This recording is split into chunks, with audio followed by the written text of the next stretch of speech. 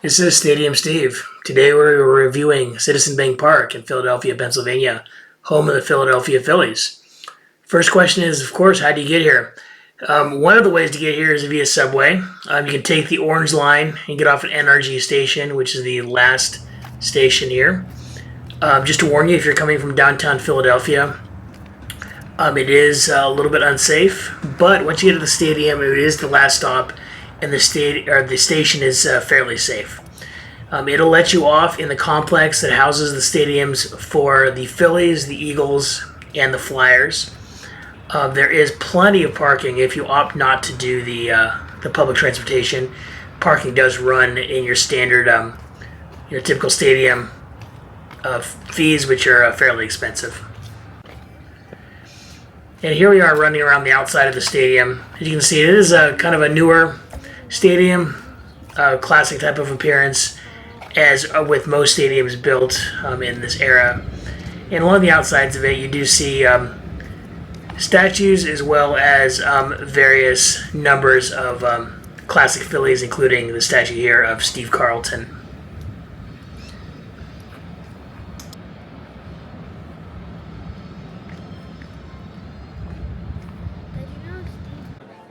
Okay, here we are on the team store inside the stadium.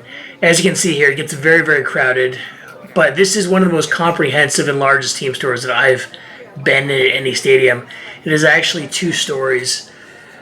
One beauty about this team store is that you actually can look inside the store. There's no cashiers here inside the store, and you actually head outside where you pay for things. So even though the store is crowded, it could be a lot more crowded if you also had to navigate around lines of people waiting to pay.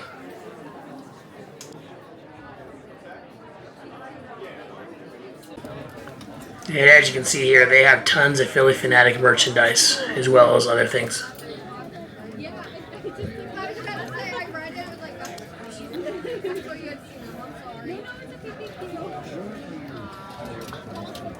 The day we came to the Phillies game was a really exciting day because they had Hall of Famers or Philly Hall of Famers, players around the stadium signing autographs and conversing with fans. Here is Jamie Moyer, but there were a lot of players actually just walking around the stadium if you know what to look for. And here we are walking around the concourse of the stadium. As you can see here, it tends to have your classic type of stadium feel to it. Okay, this stadium does offer a lot of your classic baseball types of food, but also they tend to offer a lot of unique food that's local to Philadelphia. If you are here, obviously you have to try the Philly cheesesteak because there's no place better in the Philadelphia area to get these types of this type of food.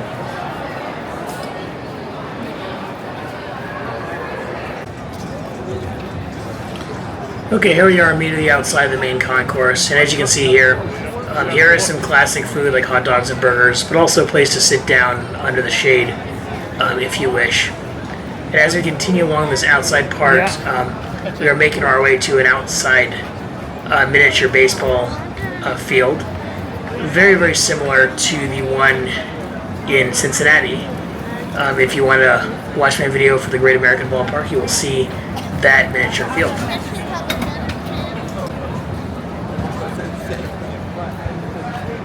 And here we are outside the main corridor. People lined up to get some more autographs of Phillies players. And as you see, we're right here in front of the Phillies Hall of Fame as well.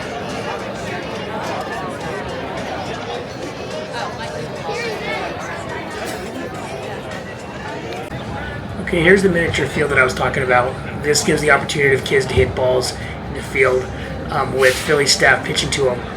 One difference between this field and Cincinnati is this one is in a lot smaller area and the crowds are a lot greater, so it's really, really difficult to actually get up in line in this one. So we were not able to actually hit. But immediately outside of the miniature field is this mural of the Phillie Phanatic, which also allows kids to rock climb, so to speak, up the side of the mural, which is a pretty awesome feature of the stadium.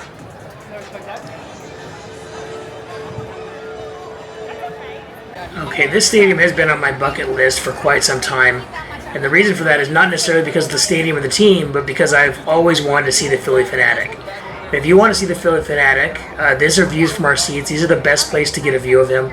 It's in sections 116 and 117, and in the 7th inning, he will be dancing on the dugout in front of you, and also potentially walking up and down the aisles.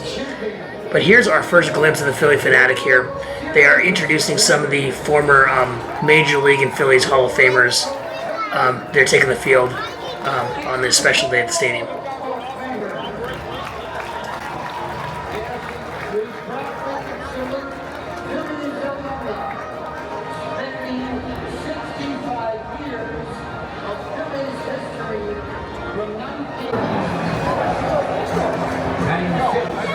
And here's the Phillie Phanatic riding his ATV, trying to antagonize the Tigers players. Yeah, well, he plays for Detroit, but Riley Green is also what do you need, baby? Yes. What? It's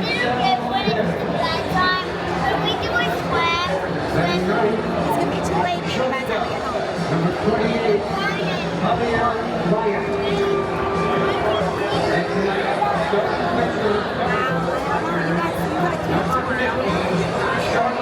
What if we come back again? Come back and visit?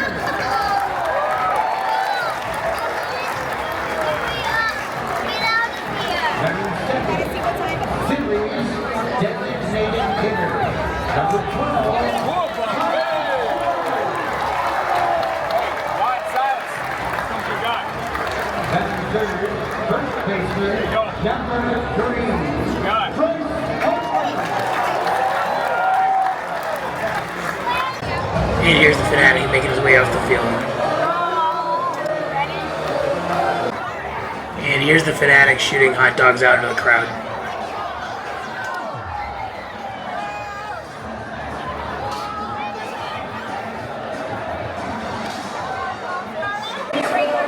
And here's the Phillie Phanatic coming down in section 116 in between the top and the bottom of the 7th inning to dance on the Phillies dugout.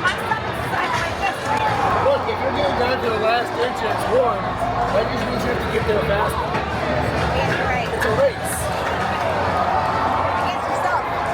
And your parents.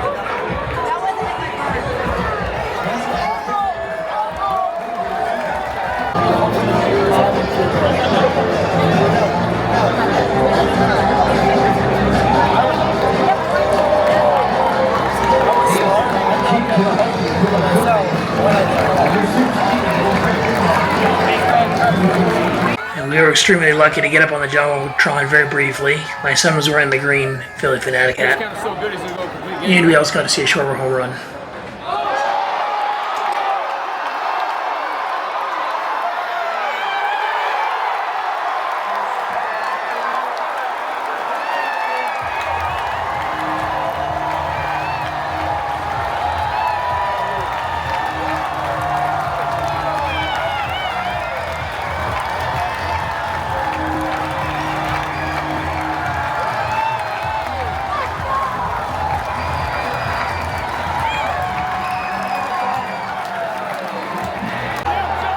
And we got to see Johan Durant come in for the save.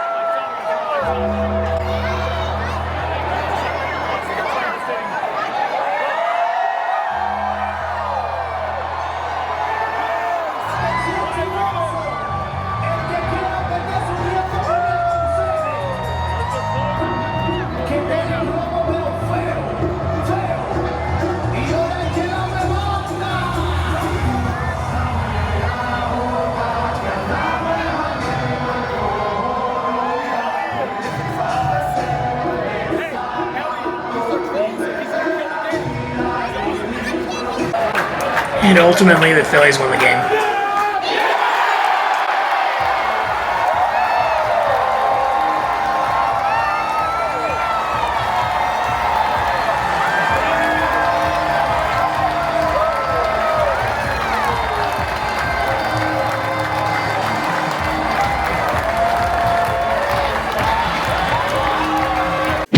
Okay, this stadium was definitely worth the hype. The crowd atmosphere was phenomenal, and the energy was, at next level.